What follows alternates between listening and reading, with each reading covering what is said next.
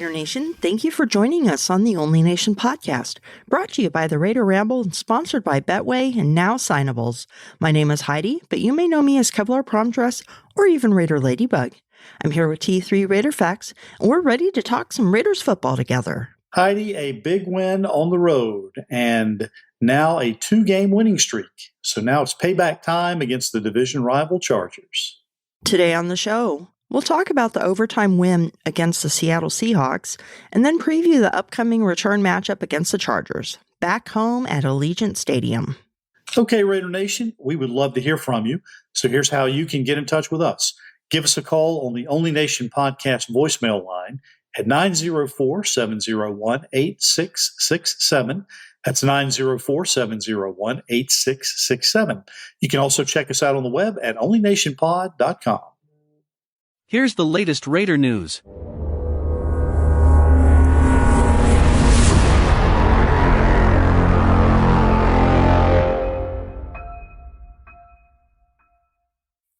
Josh Jacobs put the team on his back and ran the ball 33 times for 229 yards, and he scored 2 touchdowns, including the spectacular 86-yard scoring run in overtime. On the day, Josh Jacobs had 303 yards of total offense. Man, this guy is just rewriting the record books right and left, and you scratch your head and you think, okay, during the offseason, do you pick up that fifth-year option or do you not? And when they did not pick up the fifth-year option, I was in agreement with that. Now, as we look at it in hindsight, Josh has been the most valuable offensive piece we've had consistently all year long. And again, I mentioned that I'm afraid with his history that he's going to get banged up or injured at some point. We did see Zamir White get some action and some quality touches, but again, you can't say enough about Josh Jacobs. This young man has done everything for this organization and has really stepped up. He really did put the team on his back in the game against Seattle, and I can't say enough good things about the young man. When they didn't pick up the fifth-year option, I was in agreement with that as well. As simply put, running backs are a dime a dozen in the NFL, and there's no reason to spend a lot on one. However, there comes a point where there is a spectacular running back that makes the difference. And this year, Josh is proving he is a running back like that. That might just be worth that heavy price tag. So I think he's playing himself into a contract extension, hopefully with the Raiders, most likely somewhere else.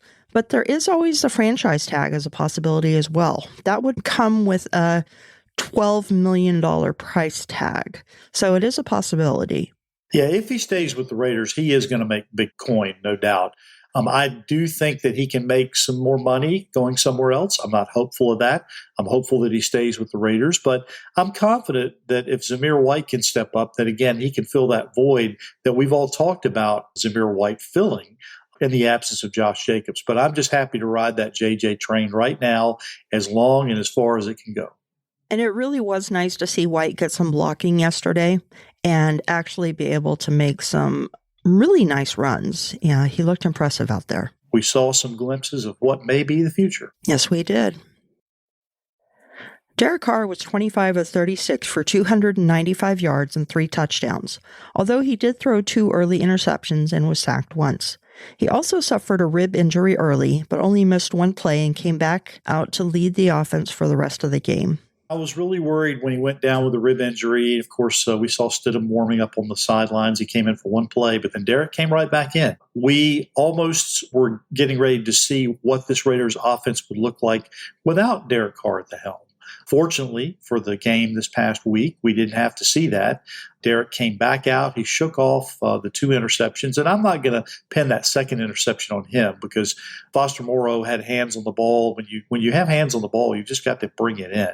So I'm not going to put that one on Derek, although he did zing it in there with a tight window. But the first one was on him. But he came back strong, and he did what he needed to do to lead the team through the rest of the game. And you could see the team respond. The offensive line responded to him. He responded to them. And overall, I think this game came together. We saw the offense do what we had hoped it would do, what we all expected it to do back at the beginning of the year. Who would have thought after 2 interceptions in the first quarter, we would be talking about how good of a game he had? Yeah, that's kind of strange. But yes, he did look pretty good out there. He definitely led the team. He didn't let the interceptions get to him. And he shook off that injury and he looked pretty good out there. I was impressed with how he held it together and led the team. And, as much as the Raiders defense gave up so many points and rolled over so much, even though they did step up for some big plays, Derek was able to bring the offense together and have a complete game. It wasn't just one quarter or one half. The offense responded to him throughout the entire game, and that was good to see. And here's the big difference I noticed on not just the first interception, but the first two interceptions. When I looked over on the sidelines, I didn't see a lot of dropping of heads and shaking of heads like I have during the first part of the season. This team is galvanized. I think it's gathering strength. It's coming together as a team and learning how to shake off mistakes. It's good to see, and I think that we are going to put together a few more wins before the season's over. I hope so. The Raiders' defense made a couple of key stops during the game, which is all they needed to do, and pretty much all that we've been asking for all year. Max Crosby had 3 solo tackles, including 1 tackle for loss and 1.5 sacks, and Denzel Perryman led the way with 9 total tackles and 4 solo tackles, and a big, big interception. We haven't asked this defense for very much, and we didn't really expect very much coming out of the gates. But all we've asked is they step up and make some key stops during the game, and they did that during this game, and they got a couple of key turnovers as well. When you get constant pressure up front, when you get turnovers, and when you're able to make a couple of stops and turn it over to your offense, we talk about complementary play. We talk about the defense complementing the offense and vice versa. I saw that more against Seattle, I think, than I've seen pretty much all year, even against Denver. This was a very complimentary performance. And again, the offense was everything that we expected they would be. The defense was probably what we hoped they'd be, maybe not more than, but they were at least on par with what I think many of us hoped that they would be able to put forth during the season. Well, they gave up 34 points, so I'm not sure that's exactly what we hoped would be. But they did come up with a big play when they needed to. And that was good to see. Max Crosby at the end of the game and at the end of overtime had 2 huge plays on the quarterback that made all the difference in the game. In their defense, speaking of the defense, I think they only gave up really 24 points, not 34, because those 2 interceptions put them in really, really good position. The defense actually did hold them once to a field goal. And then, of course, they got the touchdown 2 plays after on that interception, which we'll talk about a little bit further in the show. But anyway, hats off to the guys for just putting forth what I thought was a gutty performance and doing what they need to do, and they just won. Daniel Carlson was 2 for 3 in field goal attempts. He missed a 55-yarder in the overtime period, and he was also 4 for 4 in extra points. He continues to be an important part of the Raiders' offense, but it was certainly a welcome sight to see him lining up for more extra points and field goal attempts. And I was kind of surprised. In fact, I was more than surprised to see him miss the field goal in overtime. I just assumed it was going to go in, and then we would see if Seattle was either going to tie or win the game. But the fact that Carlson has been Mr. Reliable all year long, I got to give him a pass on an occasional field goal miss. We saw one last week and then one this week. But again, it is very, very nice to be able to see Carlson line up for 4 extra points as opposed to having to come away with field goals every time. And that's what I've been screaming for all year. I don't want to see him kicking field goals. I want to see him kicking extra points. And missing a 55-yarder, that's going to happen. That was the first time he missed a 50-plus yarder in, 16, 17 attempts? Yeah. So that's going to happen. It's unfortunate that he's missed these field goals in the previous 2 weeks, but I think he's going to consistently still be pretty much an ironclad place kicker. He does continue to be an important part of the Raiders' scoring attack, and I'm just really glad he's on our team. If the offense can just continue to do its part and put the ball in the end zone and put him out there to kick extra points, that's what we all want. Yeah, definitely. So, what did you see what happened against Seattle, T3? All right. Now, this is addressed to all the car haters out there. And I want to say this. Yes, he did have the 2 interceptions early, one of which really wasn't his fault. Now, come on, Foster. You got to catch those. But I will remind people that back in the day, Kenny Stabler and Rich Gannon both threw their share of interceptions. But when the defense can step up with pressure, make big plays, and generate a couple of turnovers, that is what brings energy to an offense. It's called complementary football. And it's what I saw this week. And not only from Max Crosby, but also from Andrew Billings and Bilal Nichols up front, Denzel Perryman swooping in for the linebacker spot. And that up front pressure allows guys like Jerron Harmon, who's been wearing the green dot now, to make plays on that back end. And on Sunday against the Seahawks, they did that. Maybe not perfectly, but just well enough. And that's all we needed.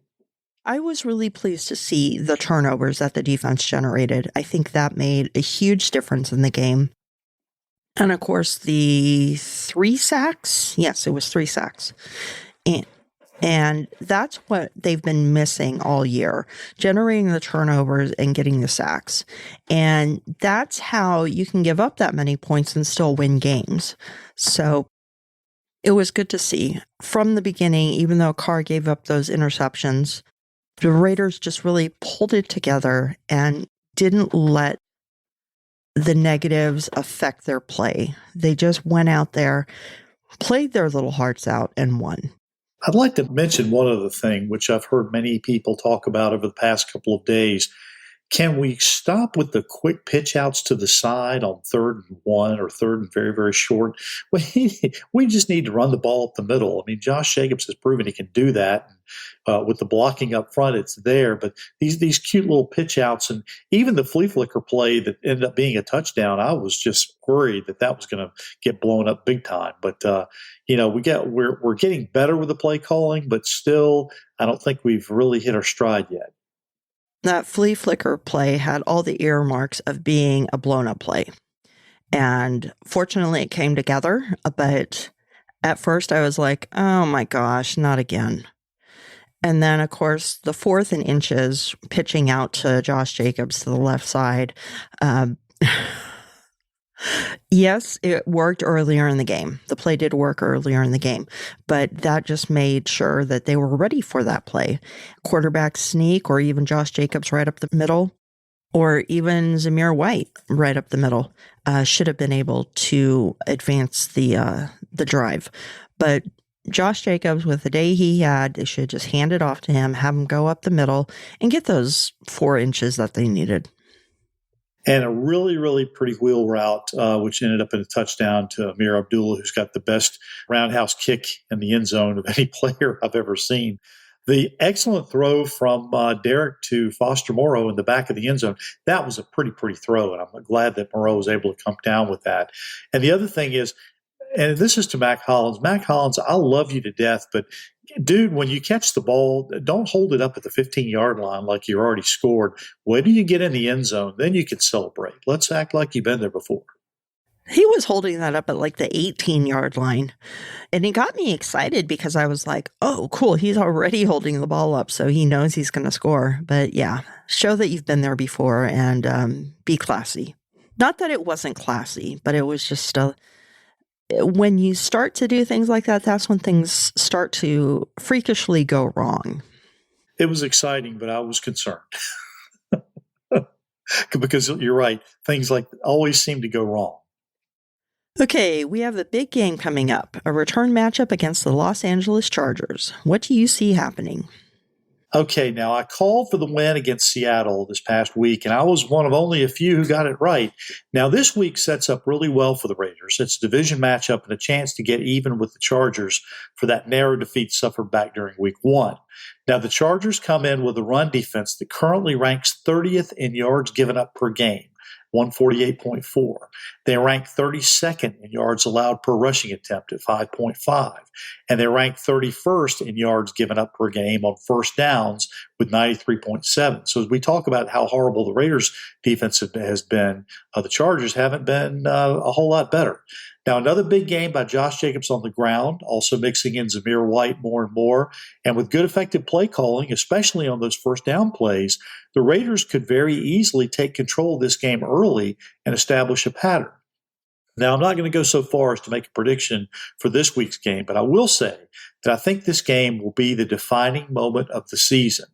Can this team win 3 games in a row and show some of the promise that we all had back in the preseason? More importantly, will the Raider defense be able to step up just enough to deliver a crushing blow to the Chargers and all those who just think that Justin Herbert is the next best thing to, well, Patrick Mahomes? Let's see what happens on Sunday. And I don't want to jinx them by calling the Raiders the victors, but I wouldn't be surprised if the Raiders pull this off. If Josh McDaniels remembers to use the ground game. Now, he likes to get cute and go away from it for whatever reason. We don't know why. He's not a very good coach, so he does that. Although I will admit he made some really good play calls in this last game. I really see the Raiders being able to pull this off.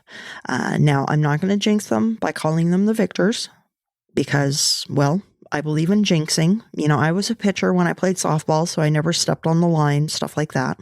If the defense can hold the Chargers just a little bit, I really see the Raiders being able to pull this off. So I'm not going to predict any score, but Josh Jacobs, Zamir White, I can see them having really big games. And Devontae Adams may be going off. I could see that. So come on, Raiders. Show me that you can win, even without me predicting that. And yeah, we'll see what happens. I would love nothing better than to see a nice, close, competitive game, neck and neck, all the way down to the last 2 minutes. Have Josh Jacobs and Derek Carr combine to drive the team down to the field in the last 2 minutes, call a timeout with 3 or 4 seconds left, kick a field goal on the last play of the game in regulation, not overtime, and send the Chargers home again like they did last year in Allegiant Stadium. Now, I'm not opposed to a blowout either, a blowout that the Raiders can actually hold the lead. I would take that as well. Yeah. All right, T3, why don't you tell us your top 3 for the week?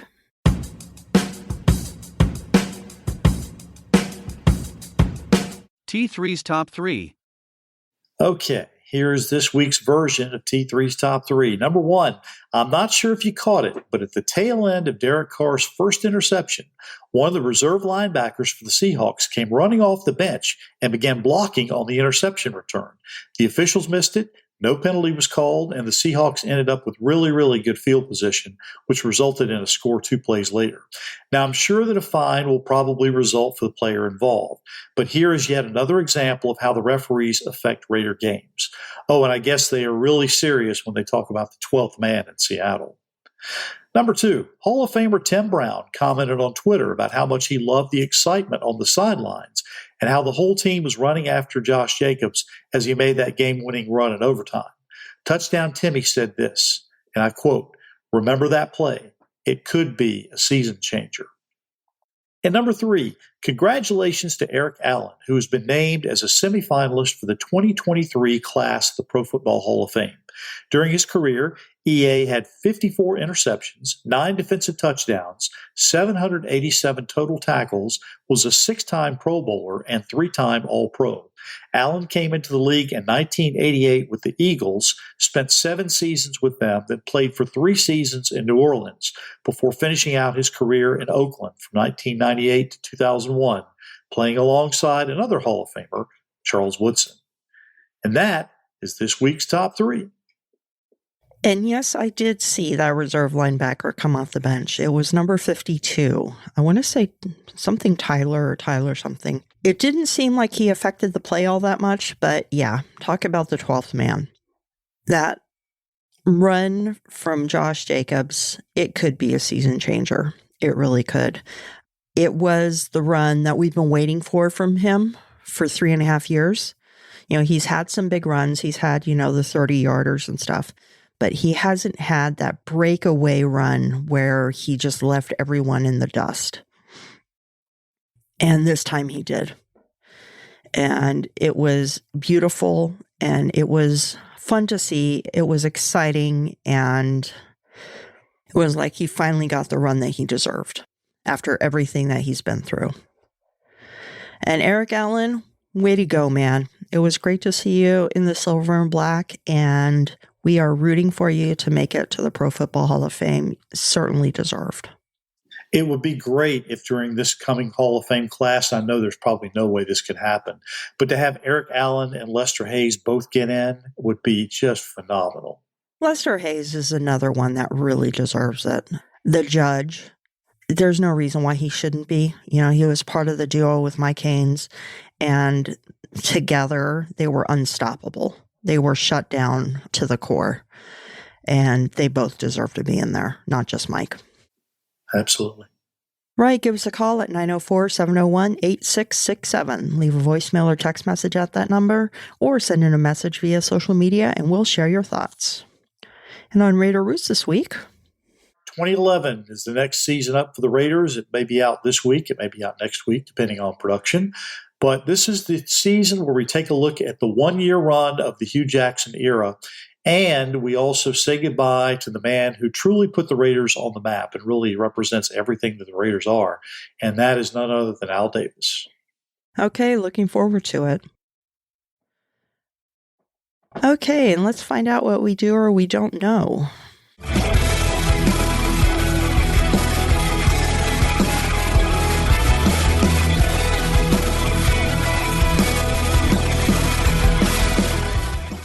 All right, it's time for another edition of Did You Know? In this segment, I will ask Heidi and all of our listening audience a Raiders-related question with a list of answers to choose from. It's multiple choice, so just give it your best guess. Here's this week's question. And we go all the way back to 1987. So this week's now legendary run by Josh Jacobs in Seattle is somewhat reminiscent of that great legendary run by another Raider in Seattle. And of course, I'm referring to the 91-yard touchdown run by Bo Jackson on Monday Night Football back in 87.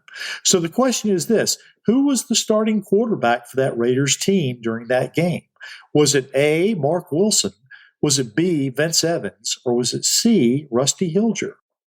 Oh boy, it could be any of those. I did give you a hint. It was his last season with the Raiders. I always loved when Vince Evans played. He was always one of my favorites. I'll give you an additional hint. I will tell you that 87 was Vince Evans' first year with the Raiders. He was there for more than one season, if I remember correctly. Rusty Hilger was not there for all that long, nor did he play all that much in the grand scheme of things. But for some reason, when you asked the question, I just wanted to go with A, Mark Wilson. So I'm going to go with A, Mark Wilson. You are correct. So your winning streak is right back. So that was Mark Wilson's last season with the Raiders. Rusty Hilger actually played in the 87 and 88 season. In the 88 season, he was injured and went down. Of course, 87 was Vince Evans' first year with the team. He came on during the player strike and then converted that into a little bit of a good career with the Raiders. So, again, the answer for this week's question is A, Mark Wilson. That is this week's answer to Did You Know? For some reason, when you read the question, it was just like, that just seems like the answer. Yep. It's unfortunate, too, because we know that he was a high draft pick early in the 80s, and things just never panned out the way that they should have or could have. And of course, we have gone back on Raider Roots and chronicled his story, but, Mark Wilson could have been so much better, so much more for the Raiders. He might have ended up being the architect and the guy who led them to a couple of Super Bowl victories, but that's kind of beyond measure. And of course, Jim Plunkett was the one who took the mantle, and of course, he got 2 Super Bowl trophies. Yes, he did. And he is a Raider legend for that reason. Absolutely. And he should be a Hall of Famer. For that reason, not for the rest of his career. And if and when Eli Manning gets in, they talk about, how great Eli Manning was. I'm going to say, look, there's another guy who won 2 Super Bowls who probably should get it over Eli. Eli's going to get his due, but he got his 2 Super Bowl trophies on the strength of 2 very good defensive units. Yes, he did. But it was beautiful to watch him defeat the Patriots. Yes, I would agree with that. Yes. All right, ladies and gentlemen, now it is time for Heidi's Heroes. Flying away on a wing and a prayer. Who could it be? All right, on Sunday, it became obvious that there has to be a game hero for this week. There's always heroes in everyday life, but Josh Jacobs, come on. 229 yards rushing, 74 yards receiving, 303 yards from scrimmage. Very deserving of AFC Offensive Player of the Week award, if not for the month. He beat Raiders records. Napoleon Kaufman had set a record with 227 yards rushing in 1997. And Bo Jackson on that night in Seattle, November 30th, 1987, he had 221 yards rushing. Josh Jacobs topped both of them with 229 yards. He was superhuman in his attempt. Josh Jacobs now leads the league in rushing with 1,484 yards. Derrick Henry is more than 100 yards behind him. So it's pretty impressive to see where Josh stands in the league this year.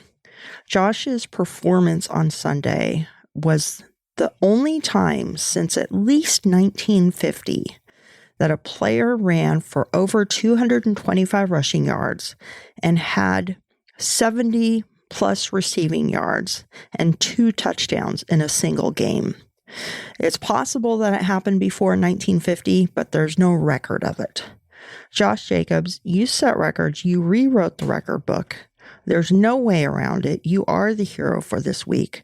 And while there are some players that could be honorable mention, Derek Carr being one of them, Josh, you're the hero, plain and simple. No way around it. Josh Jacobs, Heidi's hero this week. Excellent call, excellent choice. And I'll tell you this, if there are any players out there beyond Josh Jacobs who already deserve being Offensive Player of the Year, I don't know who it is. He has proven everything so far on a team that's only won 4 games so far. But again, if Kyler Murray can get the Offensive Rookie of the Year on a team that went 5-8-1, why not Josh Jacobs, Offensive Player of the Year, with all the things he's done so far? That is an excellent point. And the year's not over. I think that the Raiders are going to come up with a few more wins. I hope so. They definitely will. And that about does it for this week on the Only Nation podcast. If you'd like to help support the show, you can send in a donation at paypal.me/onlynationpod. You can find me, Heidi Stabbert, on social media as at Kevlar Prom Dress on Twitter and Instagram, or Heidi Stabbert on Facebook. You can also find me on YouTube on Captain Jack Rackham's channel every other Tuesday night, joining the DC Wench Peggy Holmes and Andrea Trask on Silver and Black Ladies Night. If you hadn't caught the episode yet from this past week, I've really enjoyed spending time on Silver and Black Ladies Night this past week, and I look forward to coming back on that show again. We really were able to chop up and discuss quite a few things. So once again, thank you all for that, and thank you, Captain Jack, for that opportunity, and I look forward to jumping on with the ladies again. Raider Nation, as our podcast continues to grow, we want you to continue to be on board with us, so contact us, contact the show, send us your name and address so we can send you some free Raiders swag and podcast stickers. Call us and tell us what you want to know. Throw us an interesting nugget that we can use on one of our upcoming episodes and become a part of what we're doing here. Remember, this is the Only Nation, and we do want you to be a part of it. So call us at 904-701-8667. That's 904-701-8667. Call us now and join the Only Nation podcast family. There are 2 easy ways to find me on social media. You can send me a tweet at T3_sports703, or you can hit me up on Facebook at Tom, Thom Jones. I want to also thank you for your continued support of the Raider Roots Project. As we mentioned, the next episode out will cover the year 2011. So please call us, give us your feedback on the episodes. Tell me what you want to know more about, and we'll dive into some more depth on those issues. As always, we look forward to hearing from you. Until next time, everyone, go Raiders. All right, we need to go out and get another win and put together a 3-game winning streak. And remember, we are not just a nation, we are the only nation. Raiders.